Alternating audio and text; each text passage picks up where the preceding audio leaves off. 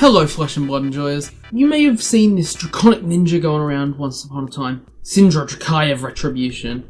She was a very powerful deck for a long time and has dwindled off in recent days, but I still think that she is a shockingly powerful deck. She's an incredibly fun draconic ninja. I really enjoy this deck, it's one of my favourites to play. And I want to show you Syndra Dracai of Retribution, my deck tech, how this deck works, how it all operates, because I think this is an extremely strong deck and hero. I recently took it to the Brisbane Calling, and while I managed to get top 60, just missed day 2. My matchups, I beat a Victor, I beat an Arachne, I beat the Mirror, I beat a Dio. Some matchups that are supposed to be quite hard, I think Syndra is still very capable of taking on nowadays. So what's the main priority with this deck? The main thing you want to be doing with this deck is good old Mask of Momentum. Mask of Momentum basically single-handedly saves this deck. It used to be go wide aggro, large damage when we had tools like Brand at our disposal, Brand of Cindercore. You could go Brand of Cindercore into Art of Dragon Fire, for example. And that's what, 2 card 10. We've lost Brand, we've lost Wrath. Syndra does not have that ability anymore. So we've had to pivot a little bit.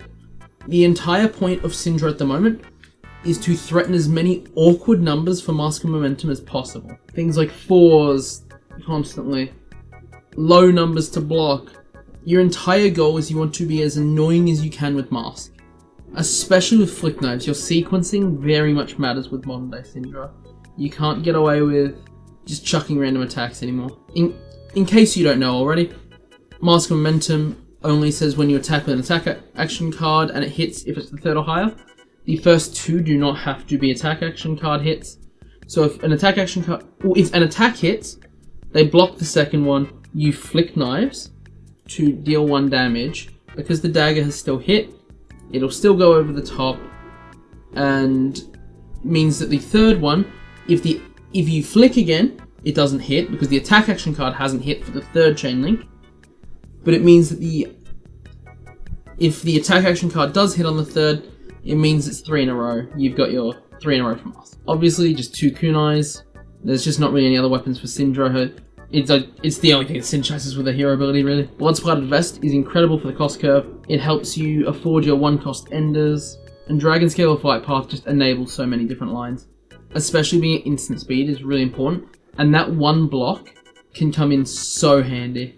Especially against some of our rough matchups. E.g., if you've got a Victor throwing like a boulder drop at you, for example, just Dragon Scale Flight Path and 1 3 block, you don't have to dump a card anymore. That one block can prevent so many breakpoints. And it's the only Battle Worn equipment we've got. Moving into the main deck, we have of course Ancestral Empowerment. This is just an incredible card. When you're playing the little blocking minigame with them of, oh, I'm going to play this, can you defend it, can you cover it? Ancestral basically just says no matter what you've blocked wrong. Unless, of course, you have a draconic attack like Blaze Headlong. For the most part, if they overblock by 1, you just flick, do it on the next chain link. If they don't overblock, you can Ancestral, try and draw a Mask. This card basically just means no matter what they choose blocking, 3 times you'll usually force Mask through. There are counterplay to it, obviously. Like, a lot of the times that's where I'll see Quick Dodge played, or things like Shelter, blow it out. But past that, there's not a whole lot they can do about it. Art of Dragon Blood, one of the best cards in the deck. It is, sure, just an 0 for 4, but it means while you don't have Fealty, it can just be an Ender. But if you have Fealty, it's an 0 for 4, so it pushes a breakpoint for Mask. Suddenly, your 1 for 5s are cheaper, and as well as that, your Demonstrate Devotions are cheaper, because they can be very clunky otherwise. And even without the next 3 draconic cards you play to turn get go again, get 1 cost less, sorry. Even it just being a 3 block 4 conditional go again, makes it an incredibly strong card. Blaze Headlong is just Blaze Headlong, 4 go again a breakpoint for Mask, and it's just always going to go again basically. Burning Blade Dance is very good. It is a conditional 0 for 4, which means even if they've blocked out Mask, it's good because you can throw it and still threaten an on-hit. It's not as powerful as Mask, obviously, but if they've blocked like chain links, if you go Ignite Kunai and they block chain links 3 and 4, then suddenly you have a way to steal, like, push attacks, threaten something, and just Syndra it back at the end of the turn, the kunai that you flick. It also helps with this next card. While it's pretty niche, it helps with things like cut through. If a dagger is hit, this combat chain gets +1 and go again. A dagger is basically always going to hit unless there's prevention. Important to note, it's less important now because of the Earth Heroes being gone. But when there was a lot of prevention in the meta, you could, if you really needed this to have go again as a starter, if you were desperate, you can always just flick yourself and force the go again to happen. But while it's niche, that just enables cut through again and keeps our flick. If you go 1-2, number 2 that hits, it means that's enabled and online, and our flick knives is still live. Demonstrate Devotion we've only got a 2 of, because I think this can be a very clunky card. Again, it's a 4 go again and can make a fealty, but it can be one of the clunkiest cards in the deck. If it lines up without a Dragon Blood, it's great, and usually you can just Blood Splatter for it, or Ignite. You have plenty of tools, but usually if you see 2 in a hand without specifically out of Dragon Blood, there are plenty of times where it's quite clunky, and you have other options for 0-for-4s or 1-for-4s, I believe. And so I think that the fealty generation, you need to have it, you can't cut it outright. I think that a 2 of is fine though. Especially when you have Display Loyalty, 0-for-3, creates fealty. Your fealty is surprisingly important in this deck because you have things that, 1, you want to be able to turn into starters, and 2, to run more 0-for-4s, you have a lot of cards in this deck that aren't Draconic. And so you want to be able to make them Draconic with your fealties to make sure that you can always bring back your daggers. I think being on 1 dagger can be fine, but I would not recommend doing it if you can avoid it. And being on 0 daggers is basically, like, it means that suddenly threatening the mask and the whole goal of the deck is so much rougher. Inflame the Firebrand is a very good card in this deck. It's a 3 block. It's essentially another Lava Burst almost. Because, especially with tools like Ignite, Ignite gives you 2 of your chain links already. It can turn things Draconic, which matters for Dragon Scalers. For cards like Snatch and Take the Tempo, which we'll see a bit later. Importantly, unless I'm missing something, it doesn't work with Oath of Loyalty. Oath of Loyalty is when you play cards, they have to be Draconic. Inflame the Firebrand is your attacks, this combat chain are Draconic. When you play them, they are not instantly onto the combat chain, I don't believe. So while it's a very good card, it's not as good as I initially thought going out of Compendium. I think it's the only Compendium card we really got. Still very much worth running, because even at an 0-for-2 that can be fine. While you don't want to throw it as an 0-for-2, I would never recommend it. It's still an awkward number to block, because do I chuck my 3 block in front of this, or do I just take 2 damage? 5-10 strike first, 3 go again, makes the next Draconic attack +1, so making essentially an 0-for-4. I like this because it's got some like niche things where you can go like Ignite, Fire Tenet, Kunai for 2, or you can use it on other things other than just making 0-for-4s. The only problem with it is it makes it quite predictable. If you lead with a Fire Tenet, it's pretty safe that the next thing will be for 4. So if you're going to play Fire Tenet, I would usually try and lead with it, because blocking Chain Link 1 is not ideal. Hot on the Heels is a 3 block, 3 go again, good old head jab, that just when this hits mark, which can just make more fealty. You just want as many fealty generators as you can in the deck, which is why Hunt the Hunter is here. When it attacks a hero, if you play another red card, mark them, which you almost always have. Another very strong card.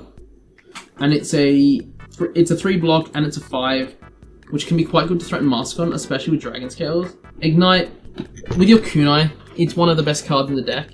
You can make your Kunai free and just go 2-1, which is just really inefficient to block. It can help with things like Demonstrate Devotion and not having it be very clunky. There's a lot that this one single card does for the deck. It's one of the best cards, and it's just an incredible starter too. Lava Burst is very good. That's just an 0-for-5, basically, all the time. It's a 3 block. You want a surprising amount of 3 blocks in this deck, and I'll explain why in a minute. But it being a 3 block is also very important, and it's just one of our best enders. Oath of Loyalty I currently have as a 2 of. While it's an 0-for-4 3 block with Go Again base, you have a surprisingly large amount of non-draconic attacks in this deck. And things like Ancestral, Fire Tenet we've already seen, Cut Through we've already seen, and we're still getting to most of them. Oath can be a very big clunker, and while it is a 3 block, you can always just put it on defense. It's not, or you can just chuck it in your arsenal. It's not ideal. and especially when seeing multiple in a hand can be really clunky. And so I've only got it as a 2 of in my list. That's what I found to be the most efficient. Pain in the Backside is a very strong card. It's a very expensive card at the second because of things like marking as well, but I can see why. Is when this hits, target dagger you control deals 1 damage. It's one of your best starters. While you need a pop of fealty to make it a true starter, it's again similar to Burning Blade Dance, except you don't have to have something else.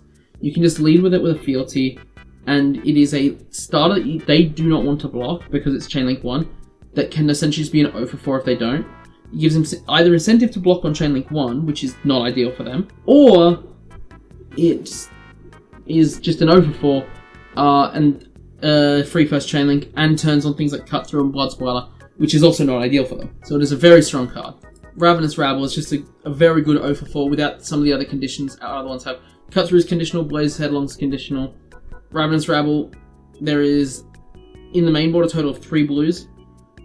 It is 99% of the time just going to be 0 for 4 go again, which can mean it's a really good fealty target for a starter. Usually you want to save it to threaten mask with in the later chain links, but it can just be a very good starter. Rising Resentment and Ronin Renegade are basically the same card. For the most part, it's just 0 for 3 go again, Draconic. Draconic starters are very important for this deck, between Hot on the Heels, Burning Blade, Display Loyalty, Demonstrate Devotion, Blaze Headlock. You need Draconic starters, they're very important for this deck.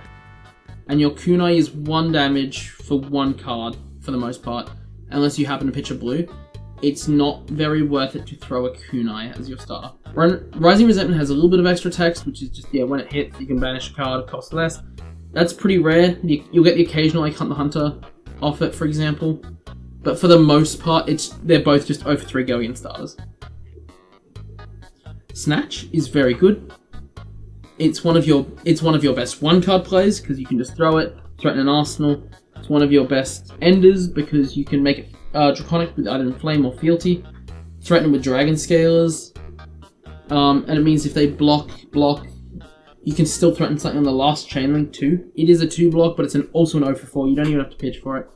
Take the Tempo fills a very similar role, except I would argue it's even better. 3-block, it is a 1 for 5, but when it hits, if you've hit 3 or more times it's combat chain, banish top card of your deck. If it's an attack action card, you may play it till the end of the next turn. If you threaten mask with this, that's 2 cards essentially if it hits. And even if you have a card in hand, this gives you access to a 6-card hand on Synra, which is mental numbers. It's basically a must block. And on top of that, it can even be a 2-card play. If you send a Ravenous Rabble, they block for 3, you flick, Blood Splatter, you've now hit twice. And Take the Tempo counts itself hitting as well, which is important.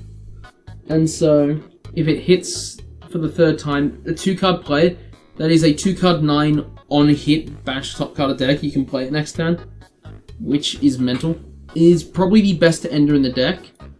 Hunt the Hunter makes you consistent. Lava Burst is just a very good 0 for 5.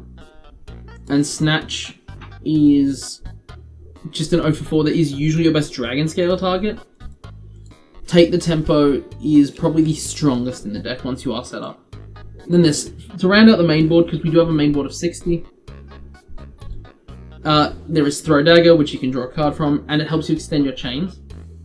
While it can be blown out with Shelter and stuff, blues are very important for Dagger Loop if you're ever getting to that point. There's not many decks that can get you there, but if you do, you want the blues. And on top of that, into the aggro matchups, being able to threaten mask across 3 different chain links is insane. There's not many decks that can stop that nowadays. There is, and while a little while ago there was a bunch of prevention in the meta, that's all kind of dropped off now. There's not nearly as much prevention as there once was. And so it's pretty rare that a deck can stop your Throw Dagger in the current day. You might side it out into Kasai, for example, because she's still got a fair bit of prevention. It's a good side out target, but for the most part it's pretty rare that you do. But that's our main board. It runs very consistently. It's to good old Y chain links, threaten a lot of mask as much as possible with awkward numbers, and be able to threaten other on hits as well. Moving into the sideboard, we have one of our Dragon Scale. There's not many nowadays, but there's still quite a few decks that rely on their equipment, and so being able to peek that out as like a woo is very strong. E.g., Verdance is gone now, but there's still Valiant Dynamos on someone like Kasai. There is either Tunic or Tectonic on the Guardians. I like to bring into the Guardians personally. Basically, any deck with a key equipment, like the Mirror for example, this can destroy their Flick Knives. It's not worth bringing into Assassins for their Flick Knives in my experience. Nowadays, those Flick Knives basically just represent 1 or 2 damage across the turn. Or across the game, sorry. You'd rather just send a take the tempo at them. But speaking of the Assassins and like the Guardians and stuff, anyone who can disrupt you or block you is going to be a problem. That's always been Syndra's weakness. Decks like Victor, decks like Arachne, decks like Jarl, for example. They're able to just block you out efficiently with things like, especially with tools like Testifying Grip nowadays. And they can disrupt you is the main thing. Things like Fatigue Pallades, I haven't had an issue with because they're just blocking you. You've got so much threat in your deck, you can usually kill them. But both Sink Below and Shelter are there for your Guardians, your Assassins, everything like that. Because honestly, you're playing those far more mid-rangey. I would normally side out Pain in the Backside. I usually side out Pain in the Backside, and I'm a little bit more indecisive on what the last side out should be. I've toyed with Cut Through, for example, to bring these sinks. You want to get rid of your 2 blocks. Because you want to be able to block a card or 2, throw back good value, and then when they have an off turn without disruption, start threatening Mask and put on the pressure again. You want to play closer to a mid-range deck than you do a full aggro deck. It's important to be able to switch board in the current meta. The Assassins are good with that. The Guardians that can disrupt you with that. Pallades, don't bother with D-Reacts. They're not going to send disruption. Anyone who will send disruption specifically needs Shelter and Sink. I do have Authority of Atea in here.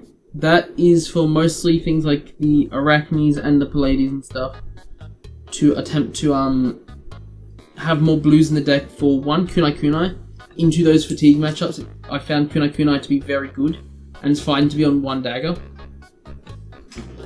And on top of that, it's another blue to help with Dagger Loop. And while they're not on many D-Reacts, or Pallades isn't, Arachne is, if you can catch them with a D-React, especially if you pitch it multiple times in a game, it can be very strong, especially with Arachne having things like Hunter or Hunted. Authority of Atea can be very strong on both stopping them from defending efficiently and just being a blue for Dagger Loop. Overcrowded is once again for the Assassins. It blows out the Codex, and for that more mid-rangey game plan, even if you're not blocking with it from Arsenal, it's one of your best blocking tools, especially because a fealty basically means it's at least an over 3 all the time, basically blocking. Warmonger's Diplomacy is for Gravy Bones, who, while it's not a matchup you're particularly scared of because you can just mince through their allies and they can't block you very efficiently, it's still worth bringing in my opinion. It's also for Marlon, who is pretty rough for you. I've toyed with bringing it into Kasai as well. As well as Arachne. I don't love it for Arachne. I normally side out Throw Dagger for it in Kasai, because it's a good blue. It's a 3 block that doesn't turn on her Hot Streak or a Centauri. And I think it's worth bringing. It's a very good card. And so many of their kit now is non-attack actions, less reactions. But then of course you've also got Claw of Inserakai. It's just a good card. It's Spell Void 1. It's good into Acilio because it means they don't get their 3 surges off 1 lightning card. Because like Sigil into Mind Warp can be devastating. Into Vincent, it very much helps, which I would bring Shelter into Vincent, not Sync, but I'd bring Shelter as well to stop Rune Chance. Into Vincent. Vincent's a really rough matchup because there's no AB here. It's not worth bringing AB, you can't pay for it. The Claw. There's not much Arcane in the meta at the second, or in the game at the second. Vincent's gone. Not Vincent, Verdance. But I think it's still a card very much worth having. It's a very strong card for the Arcane dealers. And that's the general sideboard as well as the main board. I think this is a very strong deck. If we look at the meta results, looking briefly at the meta results for Syndra Afflicted Compendium season, Arachne is like a 50-50. Acilio is very good for you. And there's a lot of Basilio around at the second. Vincett's rough, Jarl is rough, Bolton's pretty good, Victor's like one of your worst matchups. But yeah, Huntsman's good. Dio can be very rough. Dio can be one of your roughest. They have so much armor to hide behind for the first couple turns and they output so much damage. I would bring Warmongers into that matchup. I would definitely go first, don't let them set up. But that's a very rough matchup. Volda's pretty rough. You're constantly drawing, they're disrupting. The Dominate can stop your mid-range game plan. So you've got to be careful with things like your Ancestrals and Throw Dagger. Then there's a few aggro slanted Dories going around. I think they're winnable, but they're pretty hard as well. You need mid-range for that. You need your D-Reacts. And then yeah, from there, there's most of the matchups are pretty good. But that's my Syndra deck tech and my Syndra deck. I'll leave the deck link in the description. I've had a fair bit of success with it. And it's just a fun deck to play, honestly. I really enjoy the sequencing. I enjoy the, yeah, like here. Oh yeah, this is if this is turn 0, this is what? Kunai, Pain in the Backside, Hunt the Hunter, Arsenal, Lava Burst. Assuming we don't draw a mask, you might even pop Dragon Scale as turn 0 there. And that's a little bit of a clunker, but even then, Cut Through, Flick, Ancestral on it, I would. Oh no. Cut Through, Flick, Pitch Snatch, take the tempo, Ancestral, which point you draw to Ancestral, you're not drawing to Mask, but you will have a card for Arsenal, and the top deck, and you're probably playing a 6-card hand. And then yeah, assuming that's banished, that's Arsenal. My point being, it's very good at threatening on hits. You can play a 2-card hand, you can play a 3-card hand. It's a very strong deck. It's not like meta at the second, and the meta is not very friendly towards it. Lots of Volda, lots of Victor. They are still rough matchups, but all things considered, I think it's a very strong deck and worth playing. And very much worth considering. Anyway, I hope you enjoyed the deck. If you did, please let me know what you think of the deck. Let me know what you think of Syndra in general. If you enjoyed this video on deck tech, please make sure to like and subscribe. This is a brand new channel, so I'd really appreciate it. I really want to get into just talking about some fab and enjoying some fab. I should have a few other videos up. Please go enjoy them, including how I did at that Queensland Brisbane calling. I hope you enjoyed the deck tech. I hope you learned something, and I hope to catch you in the next one.